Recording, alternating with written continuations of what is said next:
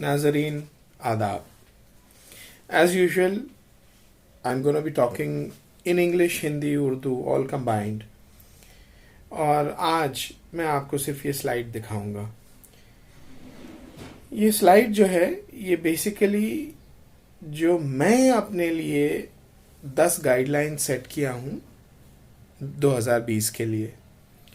तो इसकी पृष्ठभूमि क्या है? Why do I write this? Why do I share this? See, most of us do not think. We only follow what we have been told by those who we trust. जिन पे हमें भरोसा होता है हम सिर्फ उनकी तकलीद करते हैं और इस तरह हम अपनी नहीं उनकी जिंदगियां जीते हैं. And as a result we screw up our lives and others' lives. The only way is to start thinking for ourselves. So today I invite you to think whether 1. Science, 2. Technology, 3. Economics, 4. Politics, and 5. Religion are unconnected because that's what we are told. Her field के अपने ठेकेदार आके हमसे कहते हैं कि हमारी बात सुनो, क्योंकि हमारे फील्ड में हम ही एक्सपर्ट हैं और हम अपनी ज़िंदगी की ये बहुत अहम चीज़ें उनको आउटसोर्स कर देते हैं. उनकी बात पर भरोसा करके हम जीने लगते हैं. तो मैं आज आपको आमंत्रण देता हूं कि आप ये सोचें कि क्या science number 1, number 2 technology, number 3 economics, number 4 politics और नंबर 5 रिलीजन, धर्म, ईमान, ये चीज़ें कनेक्टेड हैं या अनकनेक्टेड हैं.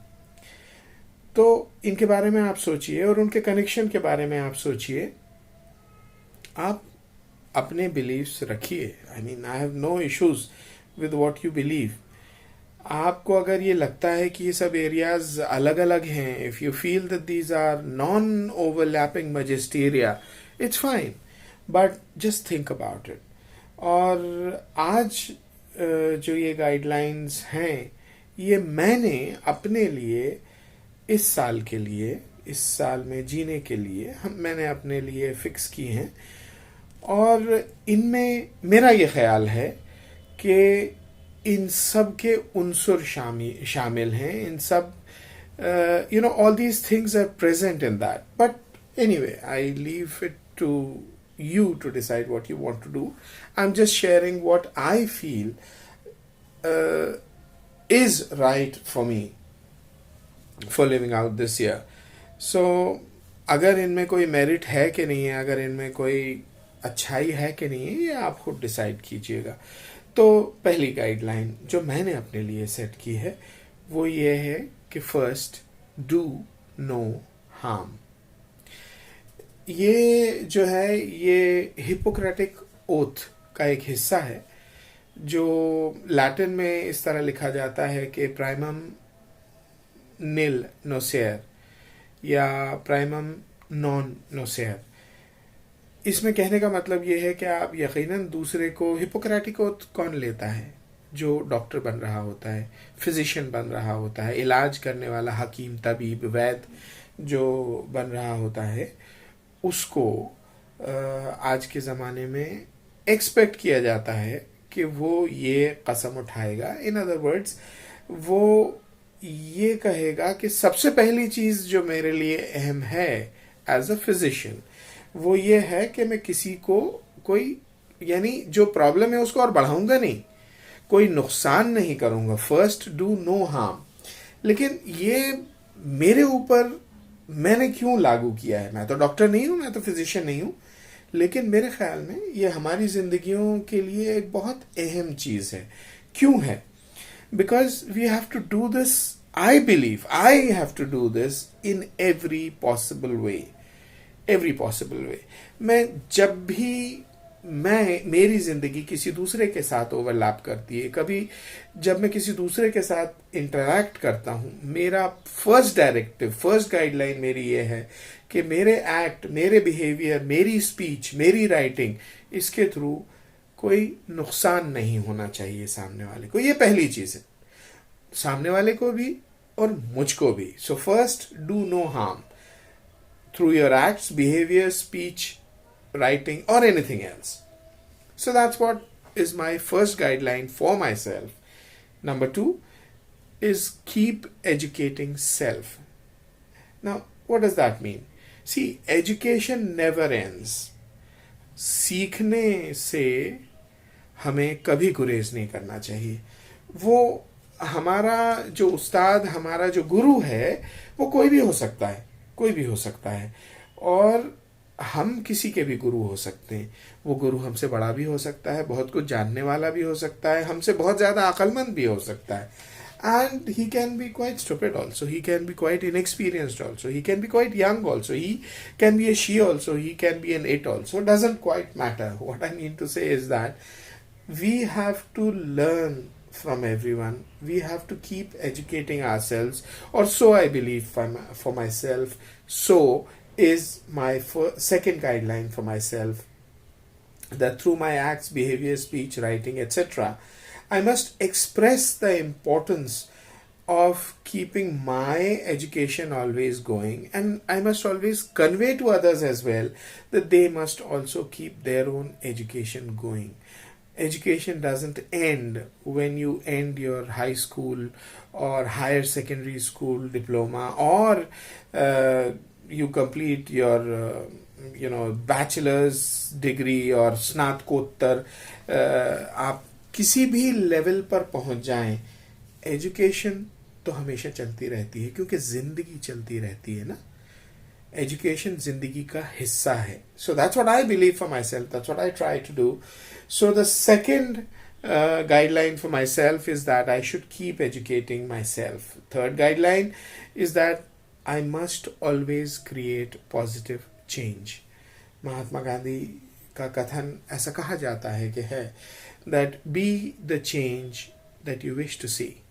तो हमें सबसे पहले हमें ये नहीं कहना चाहिए कि देखो कितना कचरा है, देखो सब लोग लेट आते हैं, देखो सब लोग, किसी में भी सिविक सेंस नहीं है. सबसे पहले हमें अपने अंदर वो बात क्रिएट करनी पड़ेगी. सबसे पहले हमें उस चेंज का एजेंट बनना पड़ेगा. We have to create a positive change. And again वो हमें अपने अंदर भी क्रिएट करना है, दूसरों के अंदर भी क्रिएट करना है. लेकिन दूसरों के अंदर हम नहीं क्रिएट कर सकते, वही क्रिएट कर सकते हैं. और हमें ये याद रखना है कि जब हम वो पॉजिटिव चेंज अपने लिए क्रिएट करें, तो पहली गाइडलाइन नहीं फेल होनी चाहिए. हम ऐसी चीज का चेंज नहीं अपने अंदर क्रिएट करना चाहिए हमें कि किसी और को नुकसान पहुंचे. First do no harm. तो हमें अपने अंदर चेंज, मुझे अपने अंदर चेंज लाना है, पॉजिटिव चेंज लाना है, और ऐसा चेंज लाना है जिसमें दूसरे को नुकसान ना पहुंचे. और ऐसा चेंज मुझे अपने अंदर लाना है, जब मैं दूसरों की बात करता हूं तो उनके लिए अगर मुझे कोई चेंज लाना है अपने अंदर, या उनको तलकीन करनी है, उनको एनकरेज करना है कि वो अपने अंदर पॉजिटिव चेंज लाएं, तो हमें वो चेंज लाना पड़ेगा, मुझे वो चेंज लाना पड़ेगा कि जिसको दूसरा पॉजिटिव समझता है उसकी जिंदगी में, उसकी जिंदगी पे सबसे पहला हक उसका है. चाहे वो मेरा बेटा हो, चाहे वो मेरी बीवी हो, चाहे वो मेरा बाप हो, कोई भी हो, इट डजंट मैटर. चाहे वो मेरा एम्प्लॉई हो, चाहे मैं प्रधानमंत्री हूं और वो किसी 2000 किलोमीटर दूर छोटे से गांव में एक भंगी हो. समझे? मैं भंगी बहुत इज्जत से ये लफ्ज इस्तेमाल कर रहा हूं. जो भंगार साफ करता है, जो दूसरों के ऊपर बड़ा एहसान करता है कि उनकी गंदगी साफ करता है उनके लिए. मेरा एहसान, अगर मैं किसी की गंदगी साफ करूंगा तो मेरा एहसान है कि मैंने उसकी गंदगी साफ की, उसको गंदगी नहीं उठाने दी. तो इस तरह जो मेरी गंदगी साफ करता है उसका एहसान है मेरे ऊपर. I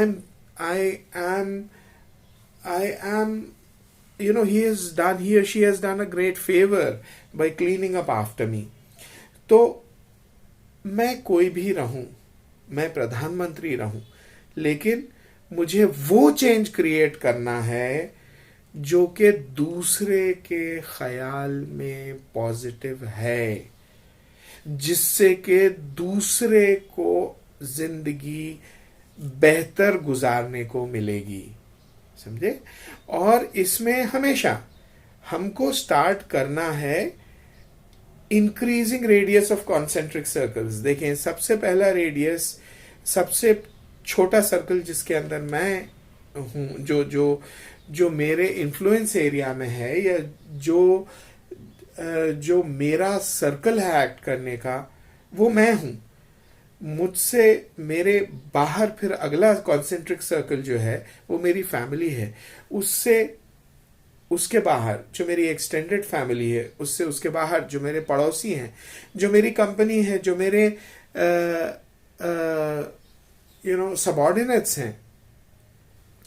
तो प्रधानमंत्री को, अगर मैं प्रधानमंत्री हूं, तो मुझे सबसे पहले इसी तरह बढ़ते हुए अपने देशवासियों की फिक्र करनी चाहिए, और उसके बाद फिर दूसरों की भी फिक्र करनी चाहिए। पहले इंसानों की करनी चाहिए, उसके बाद फिर जानवरों की करनी चाहिए। So that is the way things logically गो।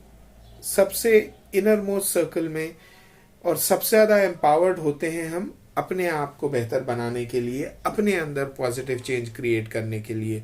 और फिर हम वही पॉजिटिव चेंज क्रिएट कर सकते हैं जो कि हमारे ख्याल में पॉजिटिव है।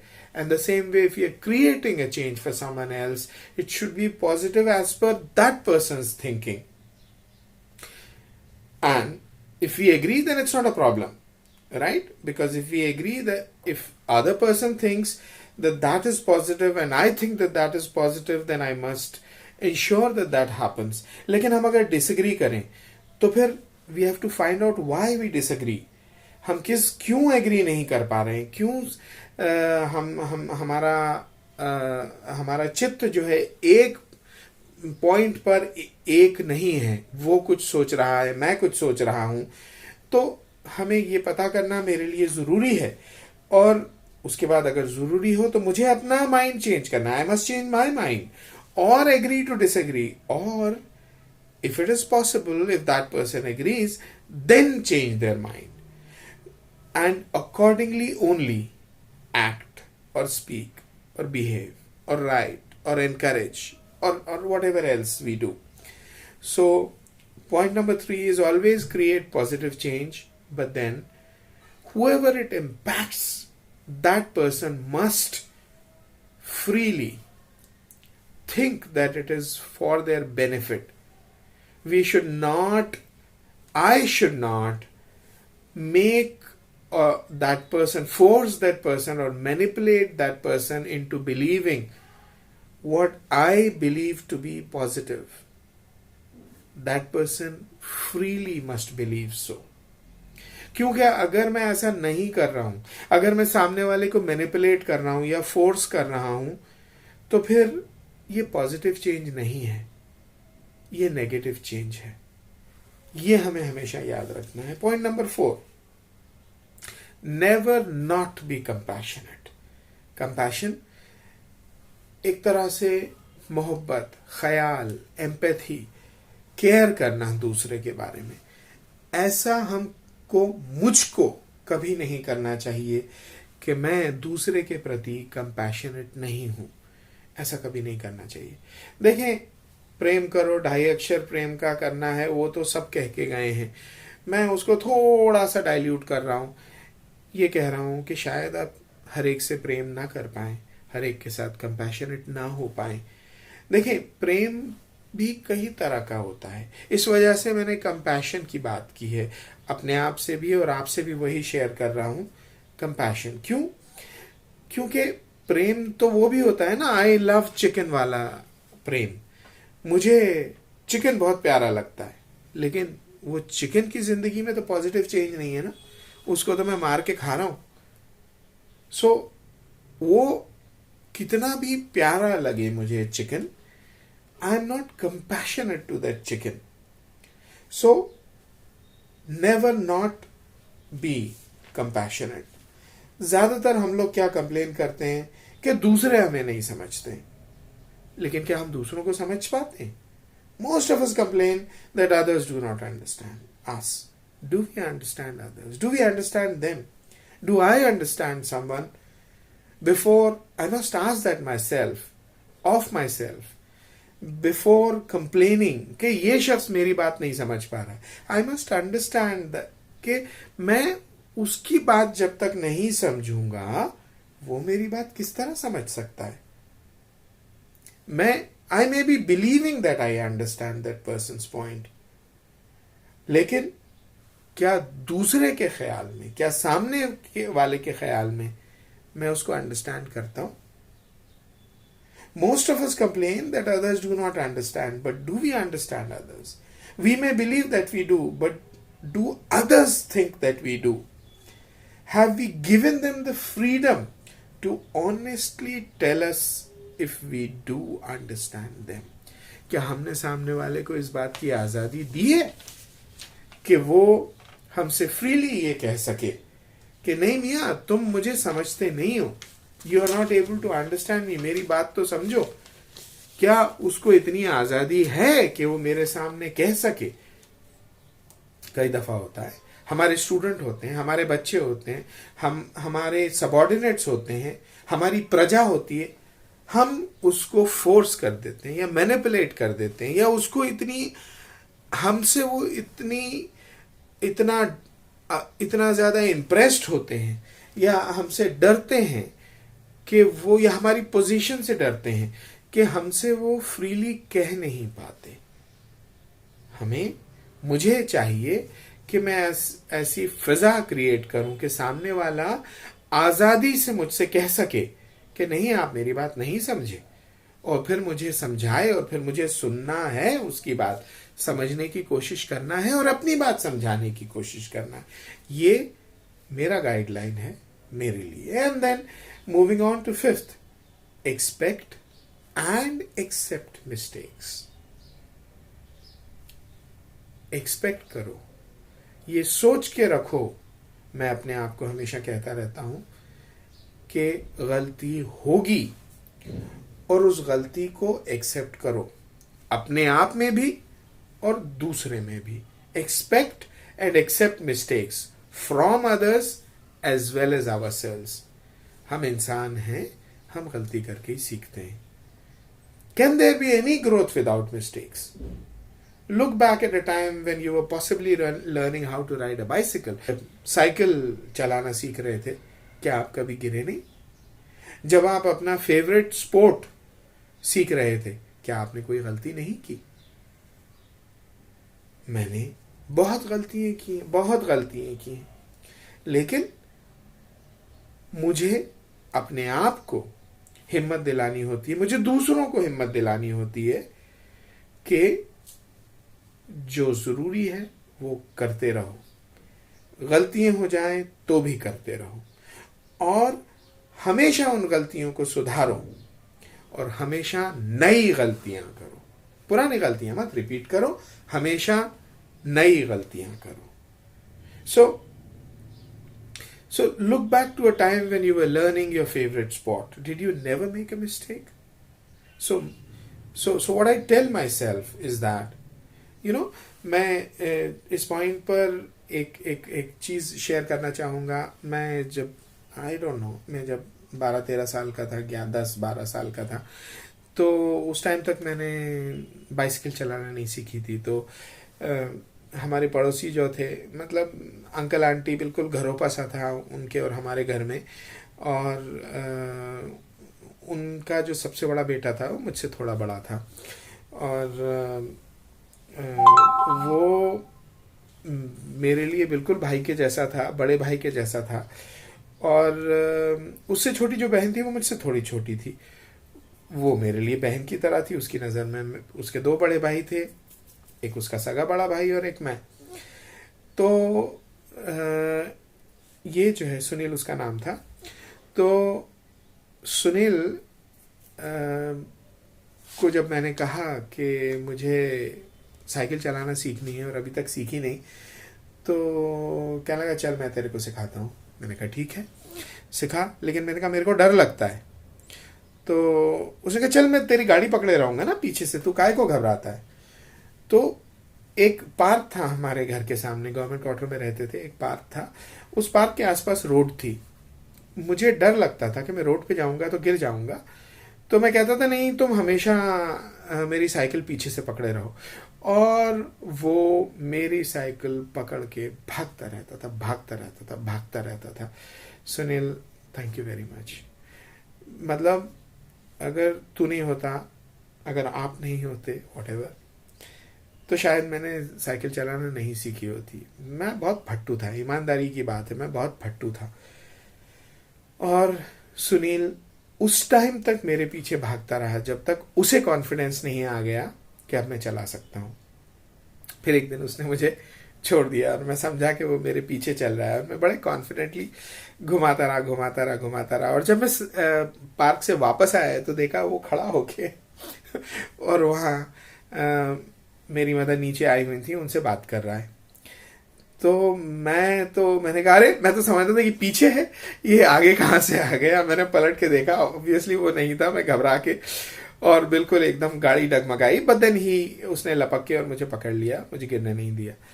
तो what I am trying to say is that हमें खुद भी अपनी गलतियों से सीखना है, दूसरों को भी हेल्प करना है कि वो हमको गलतियां करने भी दें, हमारे साथ भी रहें और एक्सेप्ट भी करें उन गलतियों को। So we have to give others the courage to keep walking their path.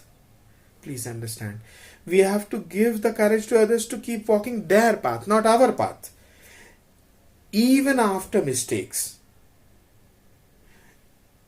Always, after correcting them, always making new mistakes. And we must do this for ourselves as well. So, ये था point number 5। Point number 6 है make happy. Make happy मतलब खुश करो दूसरों को, हर तरफ अपने आसपास खुशी पैदा करो। ऑफ कोर्स मैं जो अपना डेजिग्नेशन अपने लिए चूज किया हूँ वो है happiness consultant, but I think सिर्फ मैं ही नहीं, हर एक को अपने आसपास खुशी पैदा करनी चाहिए। क्यों करनी चाहिए? पहला सवाल ये करना है कि व्हाई डू वी लिव? हम जीते क्यों हैं? हम जिंदगी में पूरी आसान तो नहीं है ना, उसके बावजूद we live. Do we want to live unhappy lives? If we don't, then why will others want to live unhappy lives? Why will they work towards our happiness unless first we have done whatever we can in the given circumstances to make them happy and told them so? हम जीते सिर्फ इसलिए है ना कि हम खुश रहें। हम मतलब आई डोंट नो, अगर मैं इस पॉइंट से जिंदगी में कभी खुश नहीं रह सकूंगा तो आई विल चूज कि मैं आगे जिंदा ना रहूं। हम एटलीस्ट मैं तो खुशी के लिए जिंदा रहता हूं। मैं नाखुश दुखी जिंदगी नहीं जीना चाहता। तो अगर मैं नहीं जीना चाहता तो दूसरे क्यों जीना चाहेंगे? और वो मुझे क्यों खुशी पहुंच? देखिए हम सोशल एनिमल्स हैं, हमारी जिंदगी दूसरों के भरोसे चलती है और दूसरों की जिंदगी हमारे भरोसे चलती है।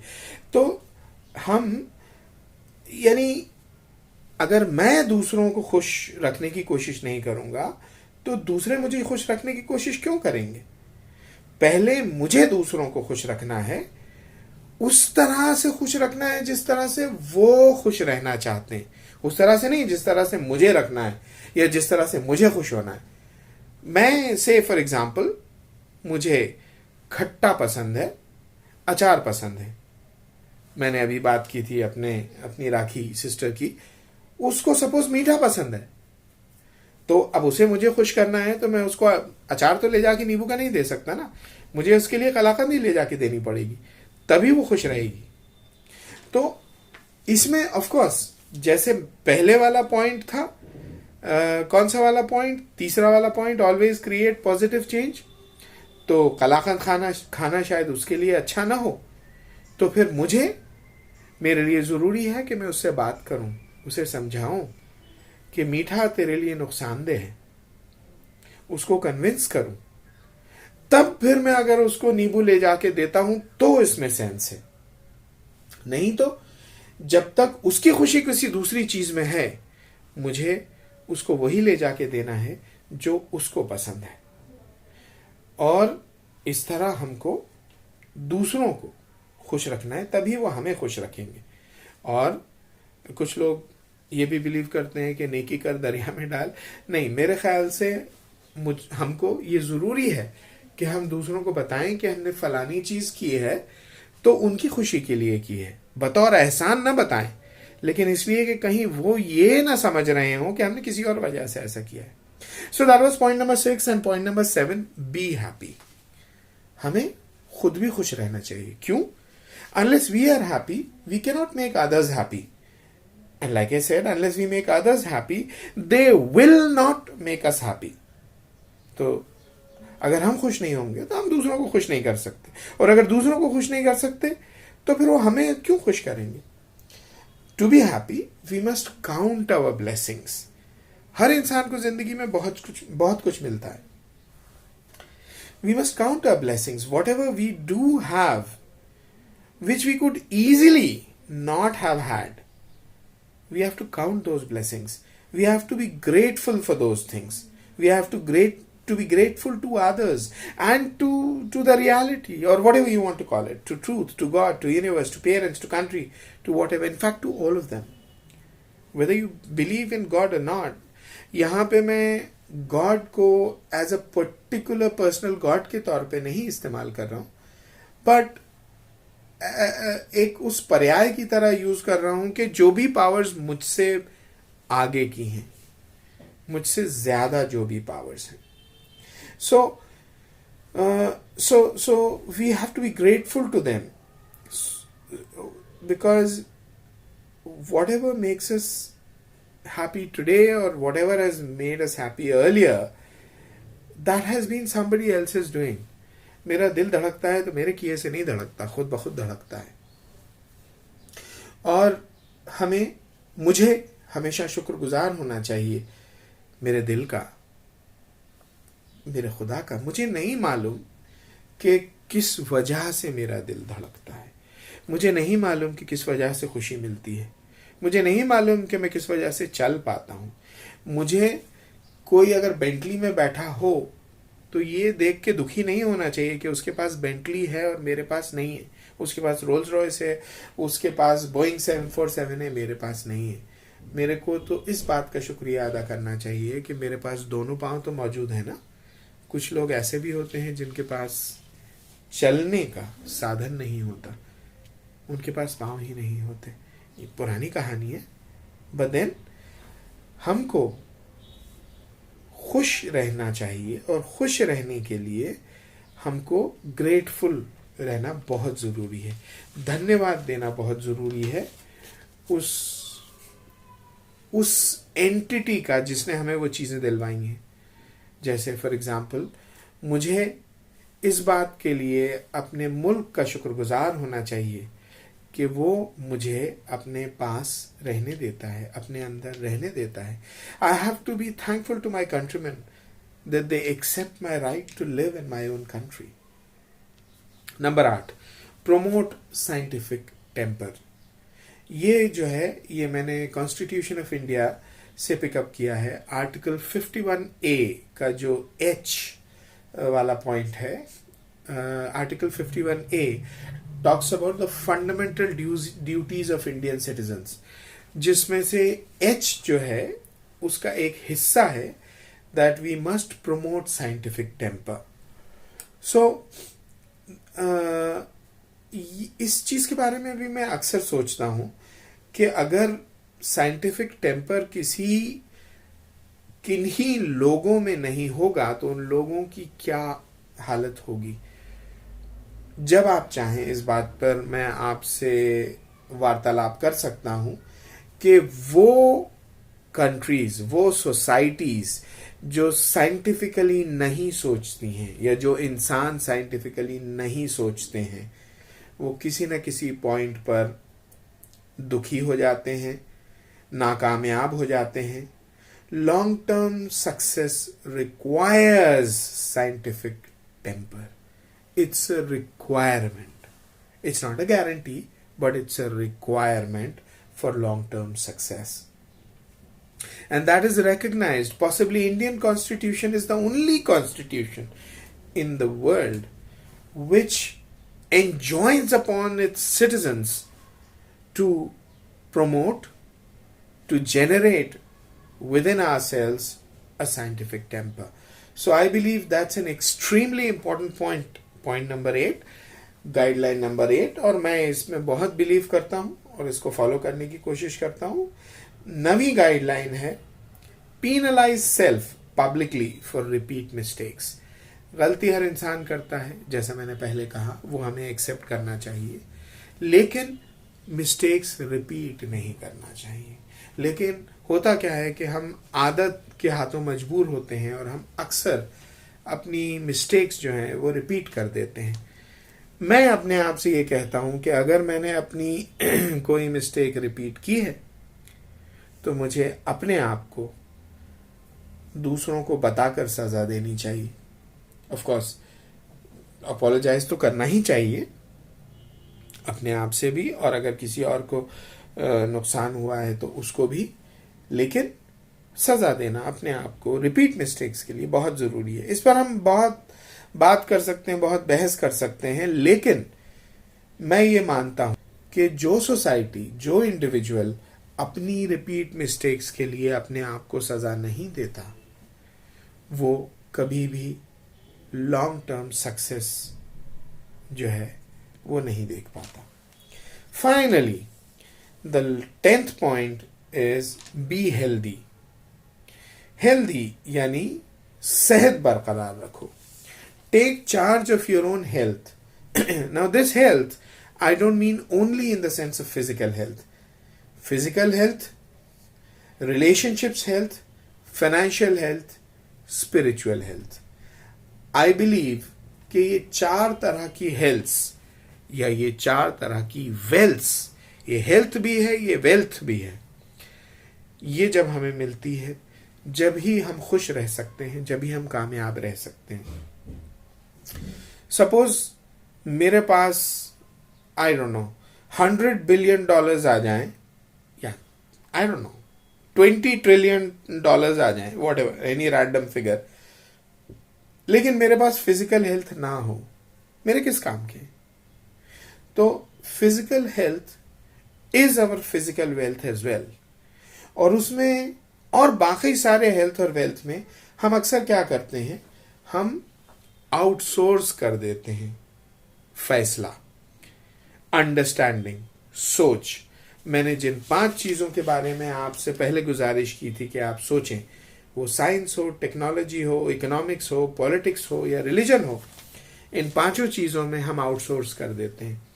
हम अपने हाथ पांव काट देते हैं. हम ये बिलीव करते हैं कि कोई दूसरा एक्सपर्ट है, हम उसकी बात पर ही चलें. मैं ये नहीं बोल रहा कि हम एक्सपर्ट्स को नजरअंदाज करें. मैं तो ये बोल रहा हूं कि हमें हर तरह के एक्सपर्ट्स के पास जाकर अपनी एक्सपर्टीज इन चीजों के मामले में बढ़ानी चाहिए. क्योंकि अक्सर हम जिन लोगों को आउटसोर्स करते हैं वो एक्सपर्ट्स नहीं होते हैं, वो सिर्फ हमें मैनिपुलेट करने के मामले में एक्सपर्ट्स होते हैं.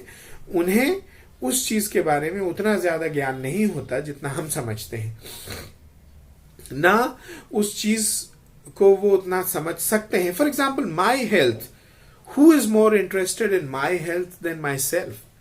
मैं किसी डॉक्टर के पास भी जाऊंगा, वो 10 मिनट मुझसे बात करेगा, 15 मिनट बात करेगा, बहुत अच्छा डॉक्टर होगा, आधा घंटा बात करेगा, उससे ज्यादा बात नहीं करेगा. लेकिन मुझे तो अपने साथ सारी जिंदगी जीना है ना, और मेरे जो पर्टिकुलर प्रॉब्लम्स हैं उसके बारे में उसने पढ़ा होगा, लेकिन कितना पढ़ा होगा, कितने साल पढ़ा होगा.